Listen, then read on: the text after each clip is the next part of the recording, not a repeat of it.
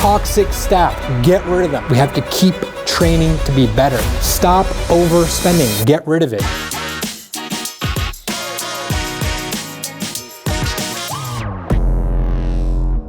Hey everyone, welcome back to my channel. My name is Sam Patel. Pleasure to have you back here. If you're new, make sure you hit that subscribe. I want to make sure that you are educated along the way. Anything that you are interested in learning about, this is the place to learn it with me. So hit that subscribe button so you can make sure you don't miss out on any of the information. Today's topic, super exciting. It's also a topic that unfortunately exists, and that is saving your clinic from failing. How to save your clinic from failing. That's what we're going to talk about. We're going to talk about what to chuck and what to keep. What services we need to keep indoors to keep having success, but what things do we need to get rid of so we don't continue to fail. So let's get into it. Let's start over here. Chucking. Number one, what should you chuck? Easily. Toxic staff, get rid of them, throw them out immediately. There's no reason to have team members or staff members that aren't doing anything, that are always problematic. Even if they're nice, but they're terrible workers, they're not getting paid to be nice. Get rid of them quickly. Hire someone, recruit someone that is properly trained and that's willing and motivated to help you succeed and avoid failing. So number one, get rid of or chuck toxic staff members. Let's go over to keep. What to keep? Consistency. It's so difficult to lose consistency because we lose our patience. We're like, oh, that's not working. Let me try something different. Be consistent. Let things transpire. Take a few weeks or months to try that thing fully. Marketing is a good example. Be consistent with marketing. Be consistent with everything in your practice because that is going to allow you to keep having success. Let's go back over to what to chuck. Overspending.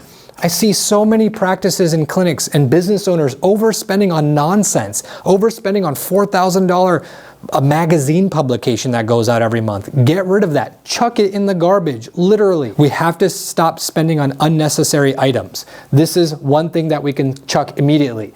Overspending things like marketing, overspending on team members that are taking advantage of you. Whatever it is, stop overspending. Also vendors, if you're overspending on pharmaceutical medications or compounding medications, or you're overspending on consumables with your vendors, renegotiate your rates. Even transactions, for example, your POS system, if you're paying them a huge transaction rate just to run your credit cards, renegotiate or find someone else. Stop overspending, get rid of it.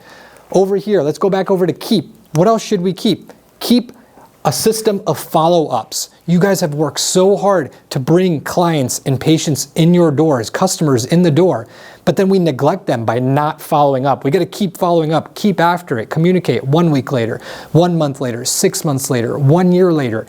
Keep following up because those are the people that have already been with us and that have loyalty. We have to keep in communication with them by following up.